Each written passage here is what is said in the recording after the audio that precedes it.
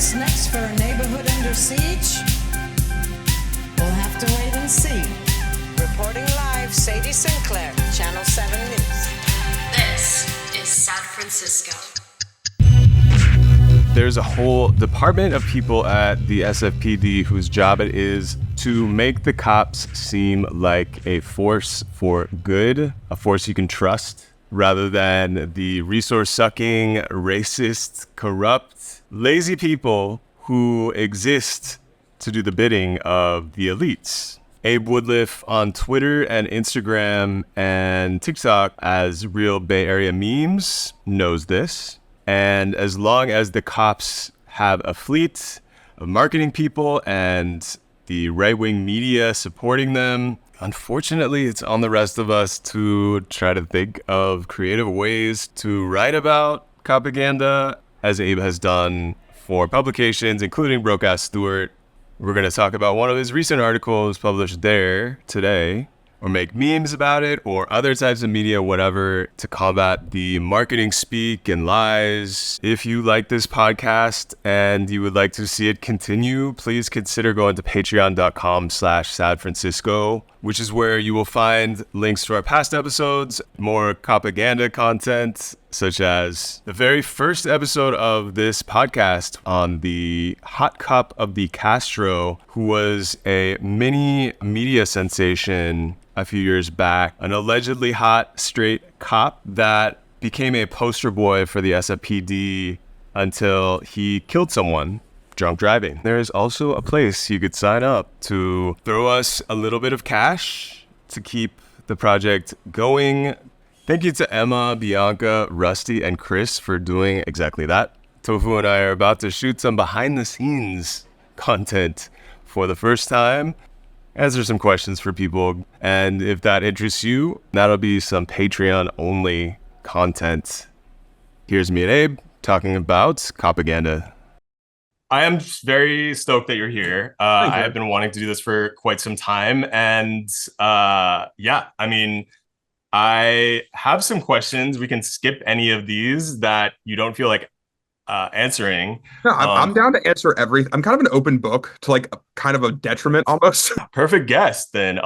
Stoked. I have some questions related to your most recent, I think it's your most recent piece at Broke-Ass Stewart. By the way, I have Abe Woodliff here on the podcast. Welcome to San Francisco. Thank you so much for being here. Abe is a journalist and maker of memes. One of perhaps the most popular meme maker in the San Francisco Bay Area. Would you claim that title? I don't know, because there's a guy I know named, I don't know if he wants me to say his name, but there was a hyphy memes or like It's the Bay. He's been doing this too. His page is bigger than mine. He kind of switched to a news platform, but like he's bigger than me. I think he might be the only, I don't want to say this definitively, but I think he might be the only one with a larger follower than me that started with the same idea. Oh, Antioch Tweets. Antioch Tweets is hella big on Twitter. Them too. So we have the number 3 meme the number 3, yeah. Bay I'm the third here most on the popular podcast today. Very exciting. And how did you we were just talking about how it was hell getting your shit together when you moved to the Bay. When did that all happen? Forever. So I lived here my entire life, actually. So I didn't live here. Honestly, this might sound shitty because everyone's like rep the Bay. If I wasn't born and raised here, I wouldn't live here. Gotcha. To be honest, because it's so fucking difficult, especially it is difficult. I have a college degree. So I'll give like the whole background. I was born in Walnut Creek. I lived in Oakland until I was 12. Then I moved to Martinez on Section 8 with my mom because my parents split. And then I lived in like Concord and then fucking Pleasant Hill for a second with one of my exes, and then I went to Vallejo, and the page popped off in Vallejo because like me and her were on kind of rough terms, and I'm like, I need to figure some shit out, because I wanted to be a writer. That was the whole thing. Like I was writing shit since I was like 16, like poetry and all, and that was like my little hustle. Like I was like the broke kid that rich kids would come to like write papers for them and shit like that, because like I was like, I don't know, like I was kind of a moron, but I could write for whatever reason. Like I don't know, I had that. So like I would write papers for kids, and I'd charge them like $50 or $100 or whatever, which was a lot of money to me at the time. I was fucking like 16. I'm like, I'm gonna buy a 40 from a homeless guy. That was like my whole thing. So that was basically what I was doing. And then like, but I had nowhere to publish it. Like I had like notebooks. A lot of it was written by hand. I had nowhere to publish it. And then as time went on, I wanted to write articles. There's this well, the publication still exists. It kind of sucks now, but it's called the Bold Italic. It used to be pretty Oh cool. yeah. Mhm. And that was like the first place that gave me a shot. And then they got bought. They were about to close down, but they got bought by Medium, Hmm. which is owned or was originally founded by the original founder of Twitter. And the first article I wrote, because like I kind of understood if I wanted my shit to be popular, I had like an understanding of sensationalism. And basically, I wrote this article saying like artists should just give up on San Francisco because the city doesn't give a fuck about them. That was Okay. basically what I was saying. And I told them to like move to Pittsburgh or something and make art there. They'll be excited to have you because they have nothing. I wonder if I read that. I was like an avid reader of Bold Italic back in the day. Yeah, I mean, this is like when blogs were a thing. a They were a thing. thing. Yeah. So like maybe 2008-ish. I came in later. I was like 2016 Bold Italic era. Okay. Like they were owned, like that was the thing. And then the founder of Twitter, who reads the Bold Italic, responded to my article, and he kind of tried to like little bro me. This He is was like, Jack Dorsey. no, not Jack Dorsey, Ev Williams. He's the Okay. original founder of Twitter. His name's Evan Williams, and he like kind of he's a tech guy from like Illinois, but he like fancies himself as like, this like urbane intellectual. He's not just a tech guy. He reads and he's an artist. And he wears a fucking scarf and a V-neck, that kind of energy. Love it. Real cunt shit. Anyway, so basically he fucking like responded, and then my editor, I told my editor, I'm like, yo, bro, the fucking founder of the company that not the fuck the Bold Italic for a second. The founder of the company that distributes the Bold Italic is like responding to me, and this is my first professionally published article ever. And I'm like, I'm gonna write a response. This is like potentially a billionaire. Yeah. Yeah, no, he is a billionaire. He's worth like 1.3 billion dollars, and I'm like living in a garage in Vallejo. It was the greatest punch down of all time, but I was so happy to receive it. And fucking so I write the article responding to it, and my editor, I'm not gonna say his name, but my editor liked it, and fucking I guess Ev saw it before it came out, and then I got an email saying it's not coming out. There's no fucking way, because I kind of shitted on it, but not in like a bad way, but I kind of just like refuted every single point. And he wasn't having that. And then I noticed I still love the Bold Top for giving me a shot, but I noticed it just became a lot harder to get my shit through there after that had occurred. Okay. And so I'm like, I need to figure out a way to get a media distribution platform where I can get my writing out there without having to be subservient to these people. Yeah. Because, and if I'm writing genuinely, which I really don't know how to write fake shit, it's very hard for me. Like if I don't, but like I've had articles where like big like SF Chronicle and shit has been like, hey, could you write about a bar? And I try to, and it sucks because I don't give a fuck about bars. So like, but like if I want to write like it has to come from like an authentic place. And I'm like, I can't do that if I'm fucking trying to get in with these guys. So I'm like, Yeah. I need to Yeah. find a way to like create my own distribution platform. And I'm like, I have no money. This is not going to work. And then I'm like, wait. And then I see these memes going viral and they're kind of faceless and nameless and it's kind of stupid. So I'm like, what if I make memes about the Bay Area? And then I started this on Facebook. And then like, what if I put it, those like those community groups on Facebook where it's a bunch of boomers talking Sure. about it. I started posting them in these groups. And then they started going viral from these groups, but I was linking it to them. I was posting it through the meme page. So I joined these groups as Bay Area memes. And then they would basically spread them. And then like within 3 months, I had 10,000 like followers. Damn. And it's easy. I mean, I feel like so many marketing wizards in the Bay or like wannabe wizards like would buy the, class from you, buy the master class. Well, I'm for whatever reason, I don't know why, like I'm kind of just naturally good at trolling and like being kind of a contrarian. And also I kind of passionately dislike wealthy people. Not every individual rich person is inherently bad. They're still human beings at the end of the day. But as like a concept and a structure, I'm not a big fan of them. Yeah. As a collective or bad. Agree. You can have an individual conversation with a rich guy and they could be cool. That's fine. But like as a overall collective, they are a net negative for society as a whole. For sure. Agree. And that's the thing. And also like they individually don't want to admit that. And especially in the Bay Area. So they shroud themselves in social justice causes that they really don't give a fuck about. And you can tell it's just, and you can tell like I'm of the belief like whatever is real will prosper.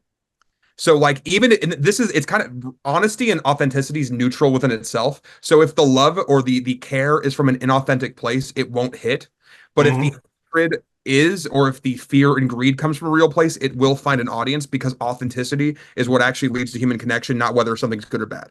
I feel like this is the conversation that I need to be having right now, as like we are in the middle of like AI hype capital of the Yeah. world, San Francisco, where like ultimately, like I don't think that AI is going to lead to anything positive for, well, not anything, but like for the most part, as it stands, like the tech industry is interested in using AI to profit, um, and not necessarily to solve a lot of humanity's problems. But that said, like, yeah, I mean, I fully, it sounds like something that I would like. I have not done ayahuasca, something that I would have like come to realize like on acid back in the day or something. Like, but I think it's totally true. Yeah, like it's like if you let that lead, then it will probably take you to a much more, I don't know, It'll elevate you. positive. It'll elevate you. It could elevate you in the wrong direction,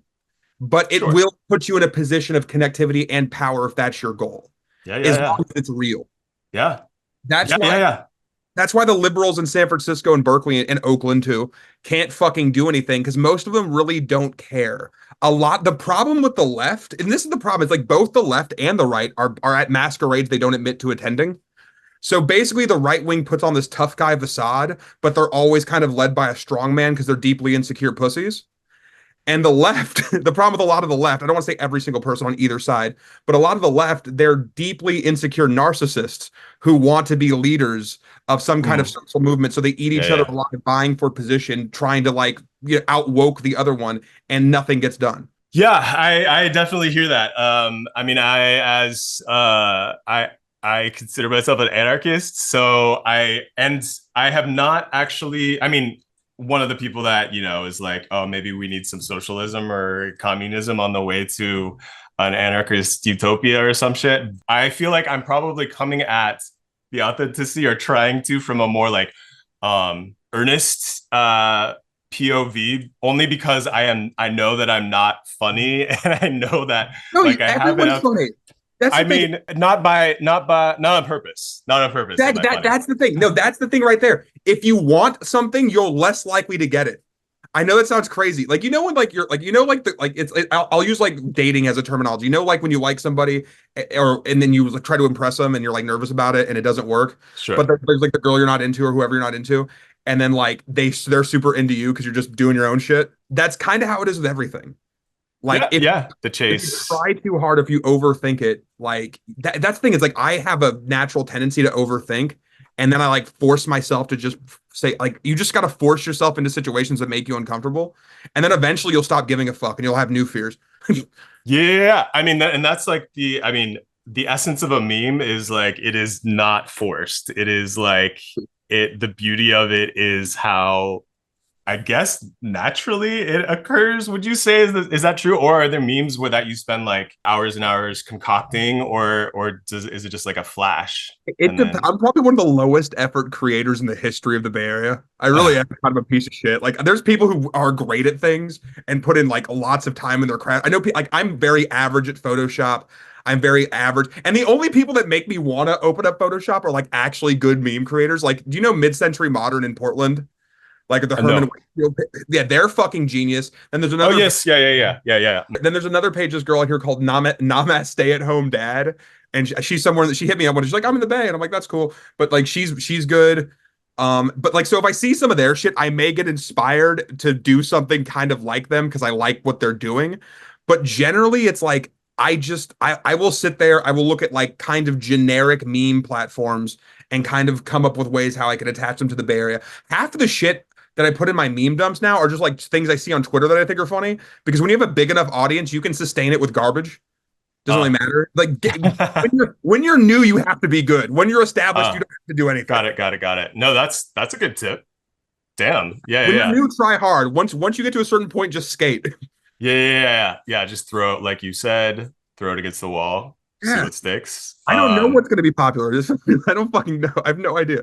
Sure. Yeah. Is there like a particular meme that surprised you? This is a very podcast question. That you like were like, this is not, So nobody's gonna care.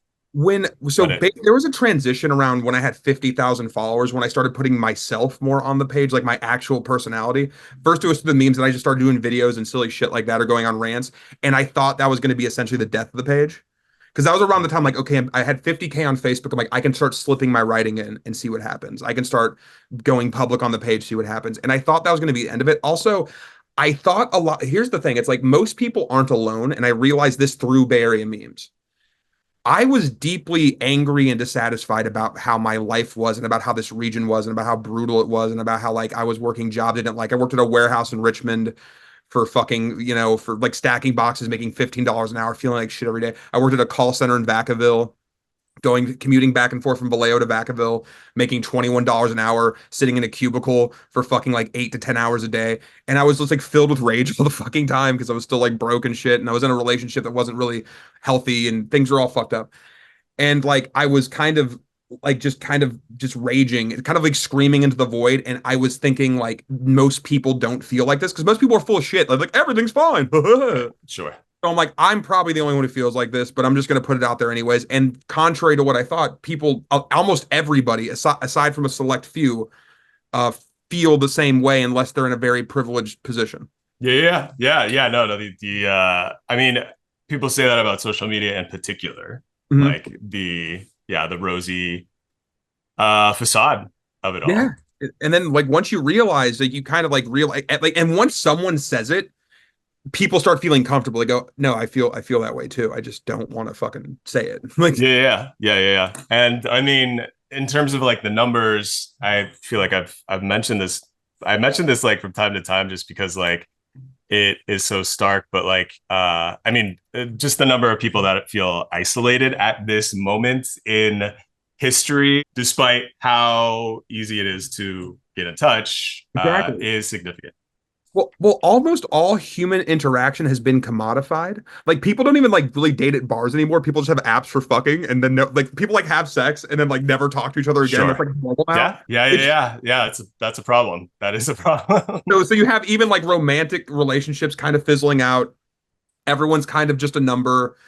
You lose your humanity. Also, what's interesting about technology is seeing class angst slowly swell in white collar circles with the rise of AI because they're now feeling the fear of like the blue collar worker in Detroit in the 80s and the 90s. So the automation that happened to blue collar work during basically during the Reagan years and then really accelerated during the Clinton years with the NAFTA agreement and all that and the outsourcing of jobs and things like that, bringing jobs to Mexico, to China, to India, shit like that, to Eastern Europe. Blue collar people were filled with class ranks because they were getting the rug pulled from under them. They weren't able to make any fucking money anymore. They had the service industry or that's it.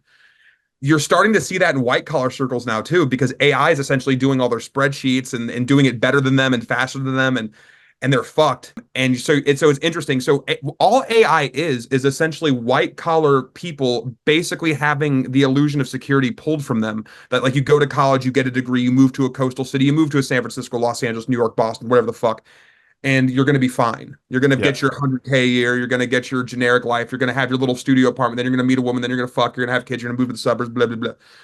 Like that was what was sold to them. That's dead. And then also the technology too. Like everyone talks about like hyper local markets and gentrification and how accelerated it is now.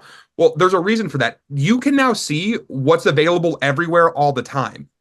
So like a billionaire in Russia who's trying to get their money out, or a billionaire in China who's trying to get their money out, now can see what's for sale in Oakland or San Right. Francisco and just Right. put their Right. money. Like when you have these condos that are sitting empty in downtown San Francisco and they're just fucking like essentially like money laundering operations that no one lives in. Yeah. No, I mean, that's one of the most annoying things about, I mean, in particular, like, have you heard of the YIMBY? Yeah, the yes and yes and my, As a character type. But yeah, as I guess a movement is what they call themselves. But yeah, I mean, that is like like look outside, look at the empty ass apartments that are like clearly empty because they never light up at night. yeah. Usually in the really expensive condo buildings in San Francisco, I it lived is in one. It like was hell. such a problem. I lived in Soma. Like the skate park right there between the Mission and Soma. I lived in the Um, like at so UN Plaza? no, yeah, kind of a little past there, but not far. Oh yeah. You know South Van Ness, Under the the overpass where the skate park is. mhm. Yeah, I lived in like so basically when I got into tech, I didn't know how like my mom's from the Mission District and shit. I always wanted to live in San Francisco, and I was dating this girl at the time. We're like, we're gonna move to San Francisco. It's gonna be sick, and we got a condo, which I didn't want to do, but we got like a condo that was like walking distance to her job, and half of the fucking thing was empty, and the other half of the people that lived there wouldn't even look you in the eye. It was Mm. insane. Yeah, And yeah. then you'd live in this like kind of isolated bubble, and then you'd go outside, and it was like pure zombie land, anarchy, chaos. And I'm just like, this is like a dystopian fucking sci-fi movie. Like when there's homeless encampments and then self-driving cars simultaneously next to each other, I feel Yeah. like fucking like Neo from the Matrix is gonna pop up or some shit. It's fucking wild. No, that is the wildest thing about San Francisco. I did want to talk about this recent piece that you, since this is a somewhat like a local politics type show. Yeah, I'm down. Copaganda is something that you've written on more than just once. Yes. I was like checking out some of your archive, and yeah, I appreciate some of the words that you put out there about this problem that is particularly like since I guess 2021 it feels like has like ramped up so hardcore media, politicians, and the cops themselves promoting this idea that we are in danger at all times. Well, it's good for them because in order to bring in fascism, you have to have the perception of victimhood or the constant threat of victimhood. That's where fascism derives from, this sense of insecurity at all times. So you have to manufacture that. If you want to bring in fascism successfully, you don't go, we're going to kill a group of people because we don't like them because they're poor and that's inconvenient. That's not how you do it.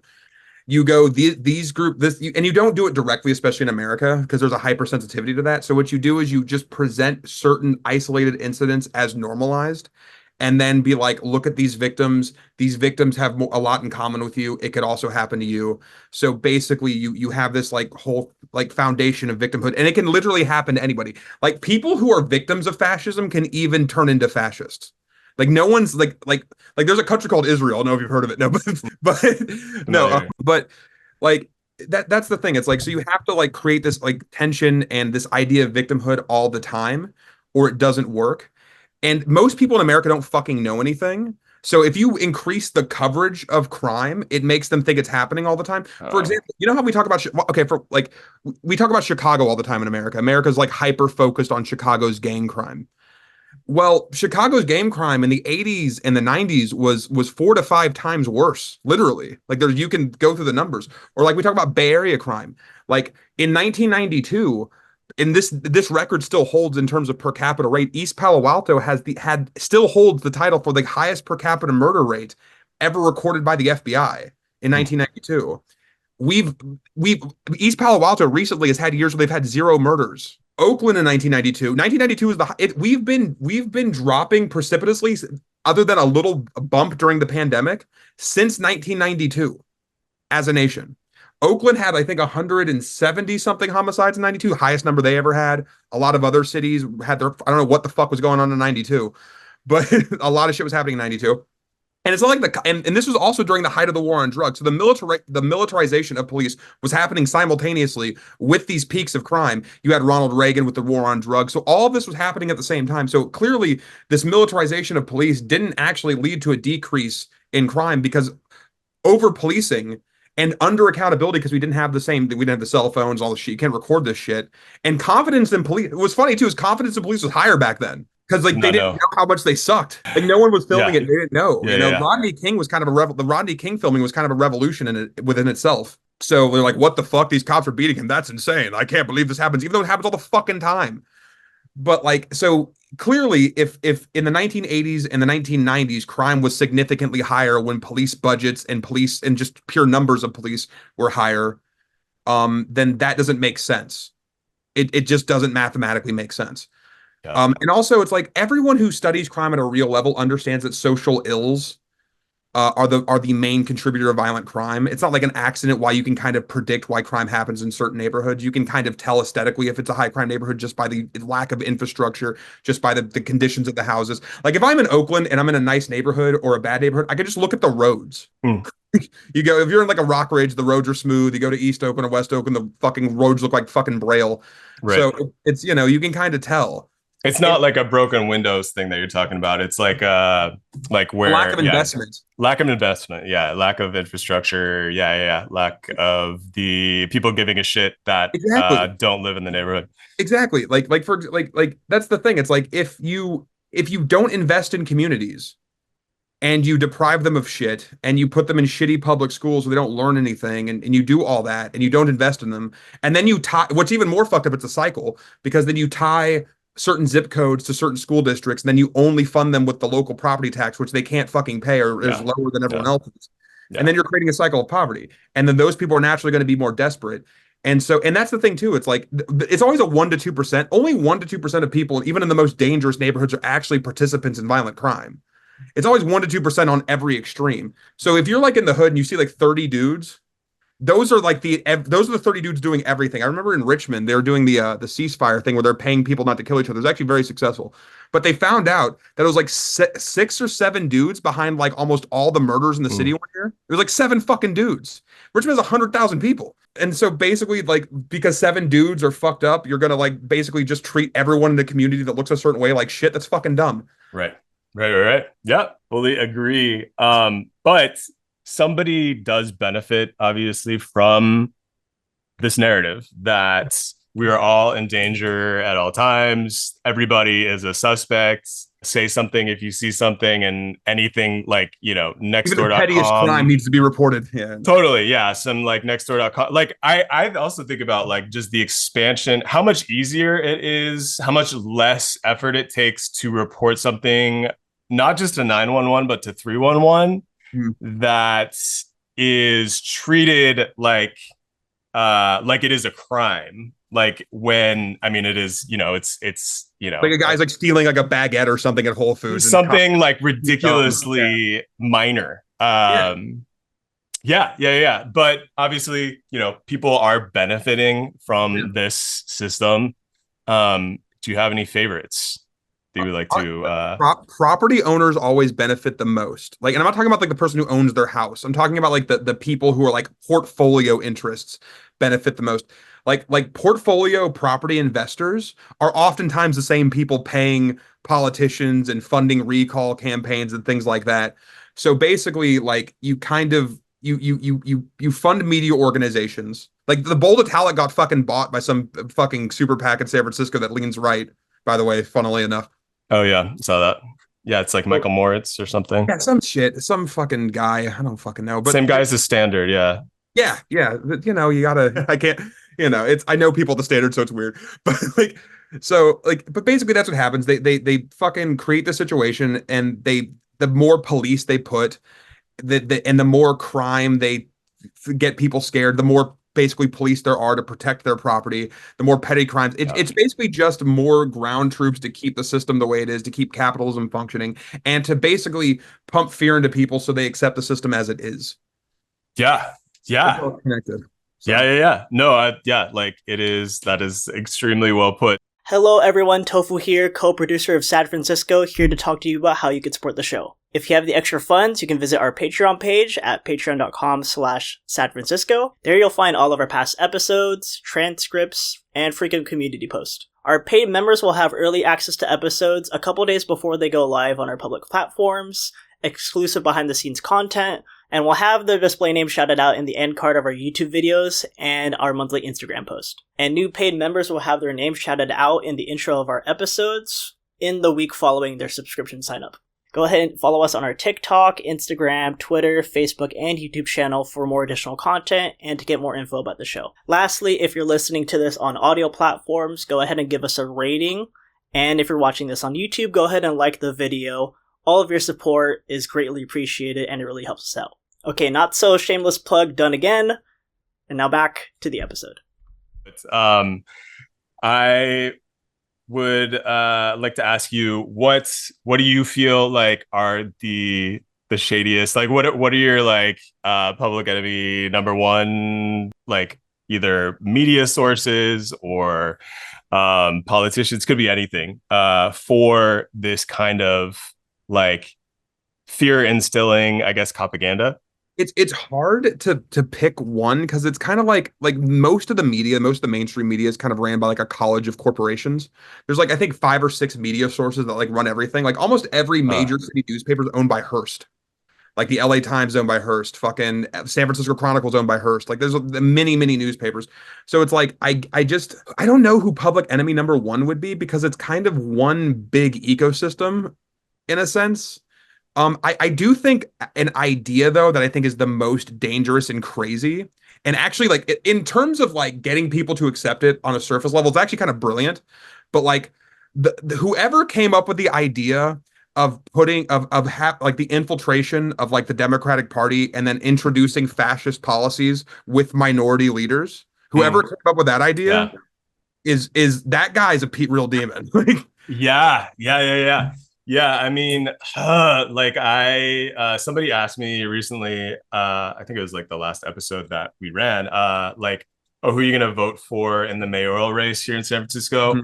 And I was just like, not London Breed, because I think that she does that very well. It's like any critique, any criticism at all, it's like, no. Don't you see Exactly. who I am? I am a black woman, and therefore, He's yeah, like, also, I'm from the projects in the Fillmore, so that means I'm a great person. yeah, It's like, yeah, no, yeah, that doesn't yeah. mean that at all. Allegedly, like nobody growing up with her like claims her as far as like, yeah, she doesn't have friends from that time, from I what I believe it. understand. And she's married to like a fucking, I'm pretty sure she's married to like this rich guy who's a developer and or like is an heir to a billionaire in San Francisco. Forgot his fucking name. God damn it. I wish I fucking remembered his name, but she's married to a very wealthy person. Um, Yeah, I don't know her marital, like she's very she's good at like not trotting yeah, out no, the people closest to her. because if you pick at her at all, it kind of falls apart. But it was the funniest thing ever. Like there's the Dean Preston versus London Breed thing where she called him white. Mm. That was so funny. Yeah. I think That was was it like so fucking funny. Dean affordable Preston's like, I housing don't or something? exactly. Yeah. He's like, I don't think criminalizing drug addiction will help. She's like, you know what, Dean? You're Yeah. white. And then everyone's like, It like, what is the the fuck just most happened? bullshit of the bullshit. I agree. And I think that that's something that has in like large part been concocted in this like stew that is the Bay Area's like many master degrees, like the birthplace of so many big nonprofits, the like sort of like liberal infrastructure of City Hall, Mhm. um Harvey Milk, whatever, like all Yeah. of these different on their face, reputationally, like a very like a progressive facing Yeah. set of different like puzzle pieces, but ultimately like underneath In terms of it. policy, like they're the same old money and like tech money and old money and like Pac Heights run everything in the Bay Area. That's the truth. Like like also it's like all our problems are fake. Like that's the thing too. It's like all our problems are kind of fake. If we chose to like do something about them, we very well could. Like Donald Trump went to Pac Heights recently and in one night got $12 million. Right. Also, the greatest concentration of wealth in human history is actually here in the Bay Area. And I'm not just saying that. So between three area codes, between the 415, the 650, and the 408, basically the peninsula down to San Jose, you have the tech industry for the most part. There's a $9 trillion market cap. These companies collectively, from San Francisco down to San Jose, are worth $9 trillion. 9 trillion. That's an Mm. unfathomable amount of money. Yeah. So No. to say we can't fix these problems is literally so fake and so dumb it makes my head spin. Apple Mhm. alone, Apple by itself is a $1 trillion company, and it has some. Yeah. And you know what's funny? On paper, they're not even fucking headquartered here. They're headquartered in Delaware. Yeah. Their No, headquarters is literally here. it is really enraging if you think about it for too long. It's that like there is so much wealth in the Bay, and it is really that there is so much money and profit to be made in the like cycle Hmm. of problems and the like lack of solutions, lack of like for example, as we were talking about earlier, like moving money towards just renting the empty condos that are already here rather than, for example, like putting up tents Hmm. as they did in Civic Center early pandemic. Hmm. And I think it cost like it was like $60,000 to $70,000 over the course of a year for For a some tent. tents. Yeah. I mean, it is I remember just that. That was wild. It was, and that's the Fox News lost their fucking mind, and they expected that. And then people kept, and also the crazy thing is like, so one thing social media has done is I always talk about this because I think it's a kind of cool thing to say, but it's true. Like social media has enabled the democratization of sensationalism, and that uh, goes to both sides. So anyone can kind of be a propagandist. So like that's why you basically have people who like watch Fox News and shit want to be like citizen journalists, and they'll just go and like film a homeless guy and be like, "Isn't this place fucking awful?" Like, there's a whole ecosystem of that, and they get a lot sure. of following because there's like it's like misery porn or like disaster porn, Yep. and that fucking makes it worse too. And usually the people who do it are like kind of vulnerable to the shit that like to the policies they're advocating for. Oh yeah, I mean we have like Tom Wolfe, who maybe is like, yeah, I don't know if people have heard of him, but like his whole narrative is like he is like formerly unhoused, like in recovery. I mean, we have one of the local supervisors, Matt Dorsey, is like this admitted like former meth head that had a relapse during the early pandemic and while he was in office, and yeah, they have made that part of the reason why they are the ones that that know what's going on, I suppose. Yeah. So, well, I think on some surface level they understand if they want to be let in, they have to play the game. And that's why I made the meme page so I didn't have to play the game as much. But most people aren't going to like make a meme page or like, and most people have higher aspirations than just to be a writer. People want to be mayor, people want to be in Congress, people want to be in whatever the fuck, you know.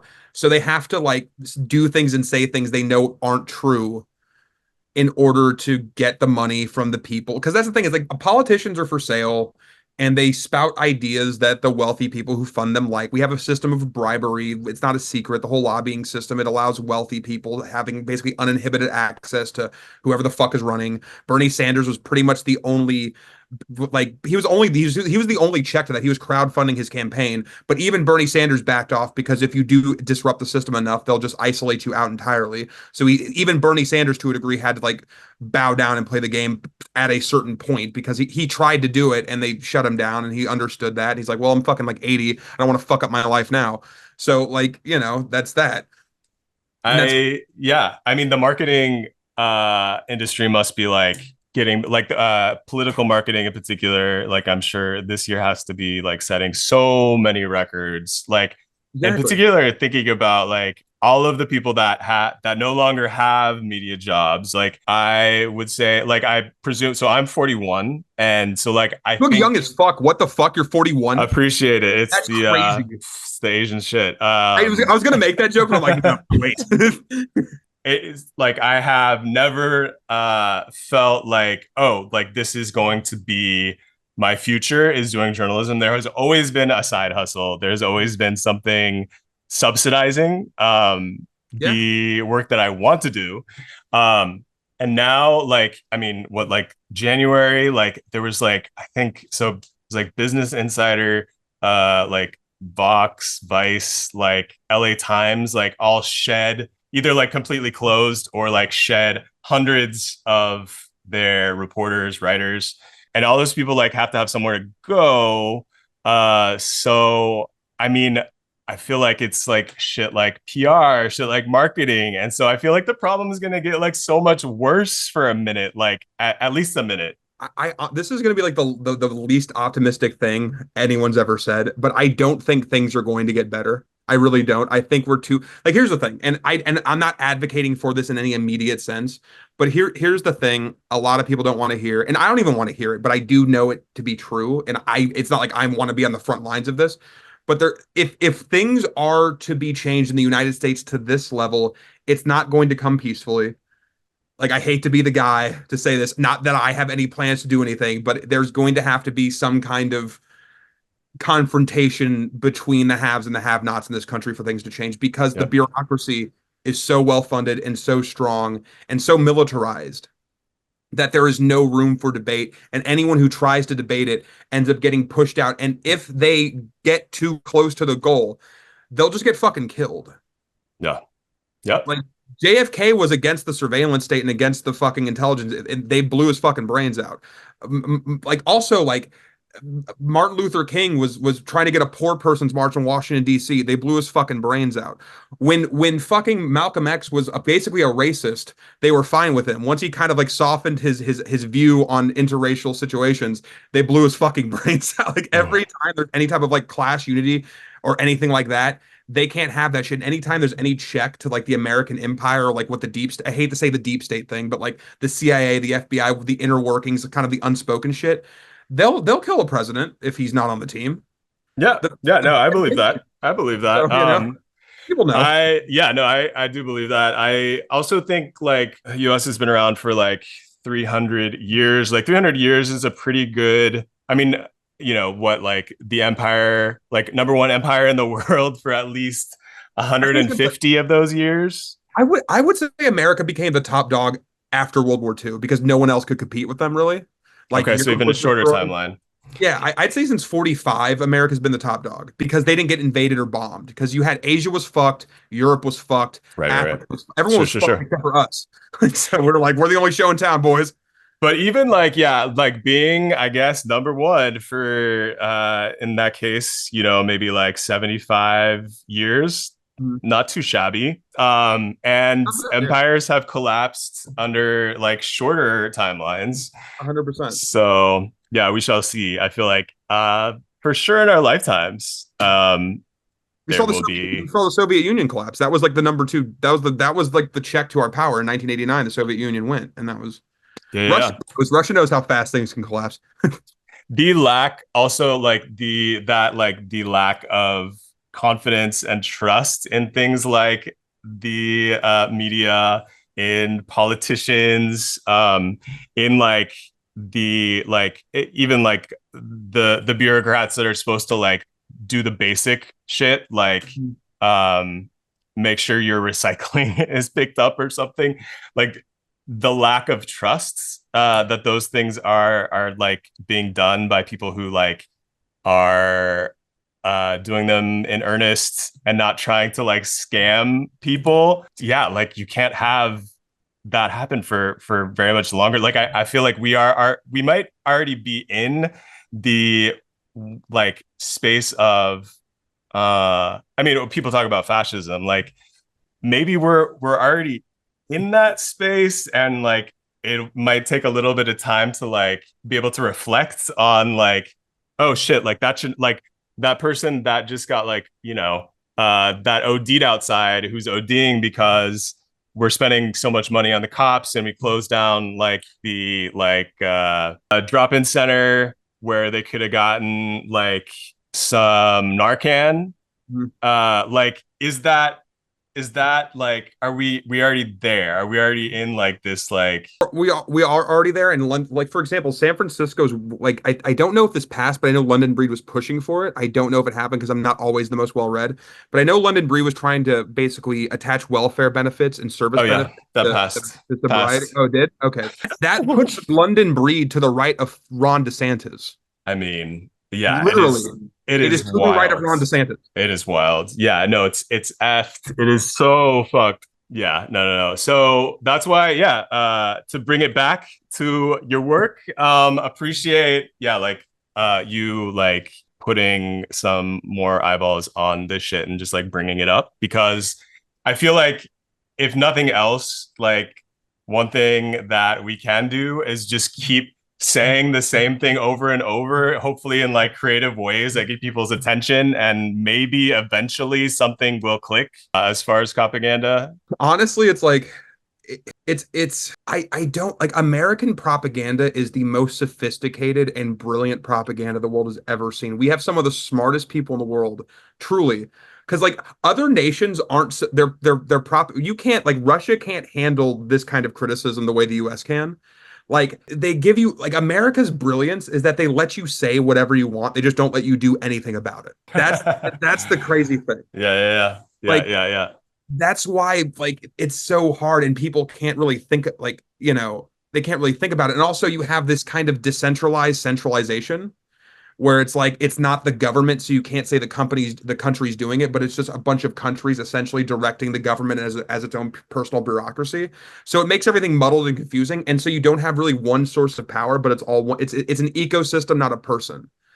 It's a collection of people benefiting off an idea that they may not even be conscious of, but they're kind of in the system. And it's crazy because if you talk to these people, because I've met like some actual rich tech people who are like in the system. There's people who literally believe that like libertarian capitalism will actually save the day, and they believe it with their whole fucking soul, and they're not like evil. They're just like, no, there's no way. Government's bad. Like, look at this. Government's bad. Yeah. They don't realize they're literally directing the government to be bad. They really don't know. They're looking in the eye. It's pretty bad. In San Francisco, in the Tenderloin where I'm at right now, like we have allegedly, like we have the SFPD, the sheriff's department, because San Francisco has both a sheriff's and county. Yeah, it's a county and it's a city. We have the nonprofit security guards of Urban Alchemy. We have the National Guard that Gavin called in. Oh, yeah, no, I remember that. The National Guard was in San Francisco like 5 ago. That was such a media move. That was such a media move. It's like, what now, right wingers? I mean, nobody could. How do you step to that beyond that? California Highway Patrol is around. Even though like generally they spend their time on the highway, they've been loaned out to San Francisco. UC has their own cops. BART, Muni, the neighborhood associations in some cases are hiring their own private security. Their own private security guards. Everyone's scared shitless. Everything closed. And oh god. Yeah. So like if you had to pick one, which one do you attack first? Which one should go down first? In the dominoes. So the most, so everyone's gonna say like SFPD, but actually the most dangerous, and people may disagree with me, is actually the privatized security that the rich are directly hand selecting. That shit is fucking crazy. And we know they can get away with murder because of the Banco Brown situation. Yeah, they just did. Yeah. And also he wasn't even private security. He was CVS security. He was like a rent-a-cop, mall cop kind of guy. And he shot someone in the chest that he physically proven on camera could beat in a fight, and still was let off by London Breed and Brooke Jenkins. Yeah, no, and then like I guess Rob Bonta, who's like the state's attorney general, was debating whether or not to like look into why was Brooke Jenkins so quick to be like, we're not gonna like look into this a little bit deeper. And talk to the Walgreens security guard about taking some of more of the blame, I suppose. You know what's crazy? That security guard had a conviction for shoplifting, by the way, on his record. I didn't know that part. That's that shit made me fucking lose my shit. That's some self-loathing in some weird way. That's horrible. That's horrible. Hate to hear that. I mean, yeah. The idea behind Urban Alchemy too is like you have these troops of people who they are coming out of being locked up, and they have no better choice but to like become a sort of lightweight security guard, like infantry for the cops, that there's no better choice for them in terms of like what it pays. And the thing is like there's no skills that you're learning except for how to, I guess, bully. Yeah, no, this is my philosophy. So I'm just gonna be honest. So here's the thing. I've lived in a homeless shelter with my mom.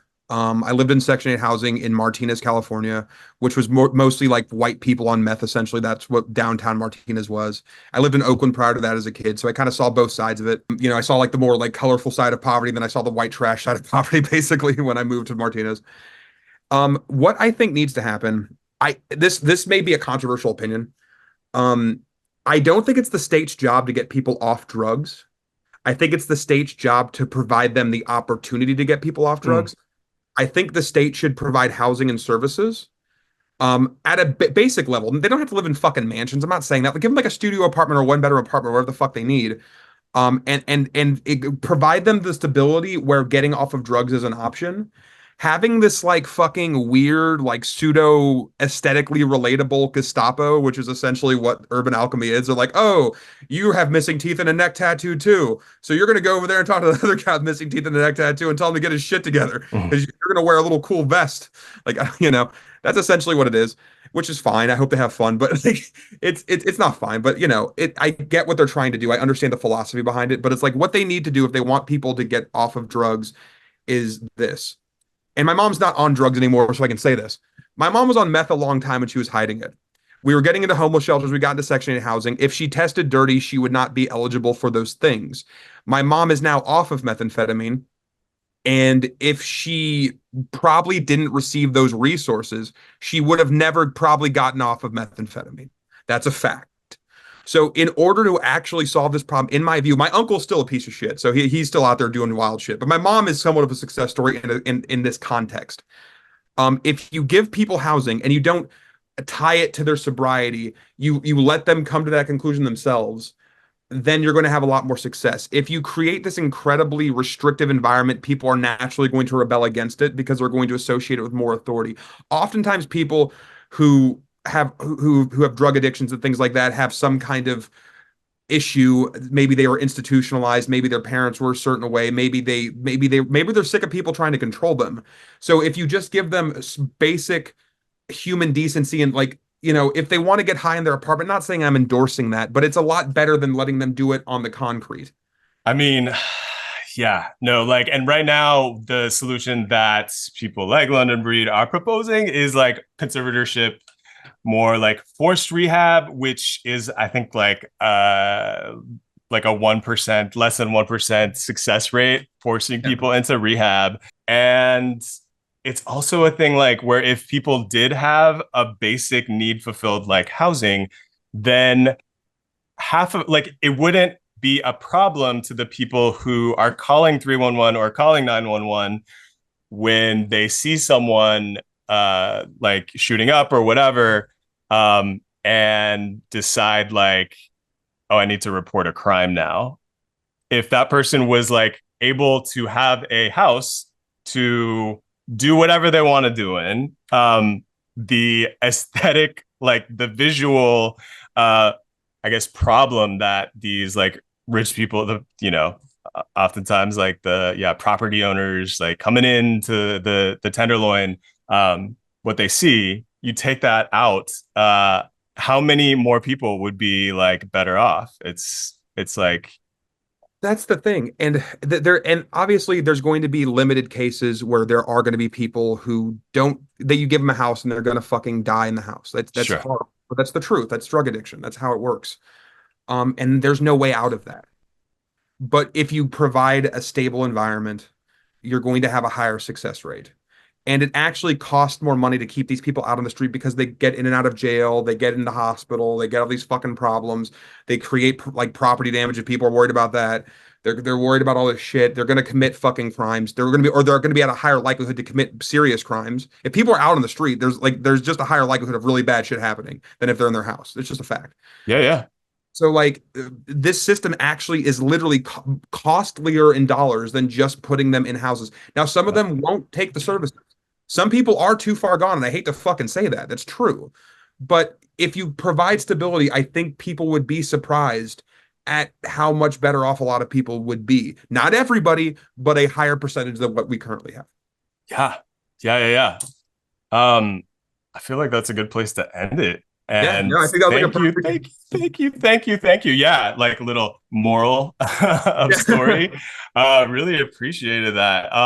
Where can people, follow your shit? Find me. So at Real Bay Area Memes on Instagram, at Bay Area Memes on Facebook. I've been shadow banned to hell on Facebook for supporting Palestine, but I am still there. You can kind of find me there. At Abe is a bad writer on Instagram, problematic on Substack. You can find my writing at Broke Ass Stewart. Hell of my writing at Broke Ass Stewart. You can find some of my writing at SF Gate, some of it at the Bold Italic. That's pretty much it. And then little blog posts and my book, Don't Drown on Dry Ground's available where books are sold, Barnes and Noble, Amazon, all that shit. Sweet. And that's like, I was just reading the Amazon like summary, and yeah, I want to pick that up. It's like about the Bay Area, which is like I'll like just kind of read anything. I'll watch any movie that is shot in some part or even set in the Bay Area because no one shoots movies out here. But yeah.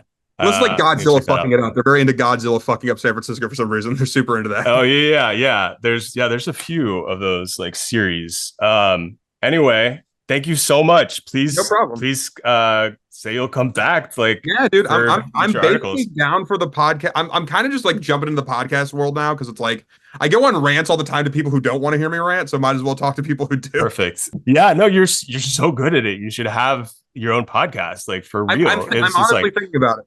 You should, for real. Yeah, no, it'd be good just to have more people. Like, as we know, like there are fewer and fewer like outlets for like information, period. So regardless of the topic of the podcast, if like people are getting some, I don't know, like I feel like I'm weirdly like a source of local news for people by fucking like going on TikTok and like doing 30-second videos, basically like summarizing a couple of articles that I've read. People need like, yeah, there's just fewer outlets. Exactly. So.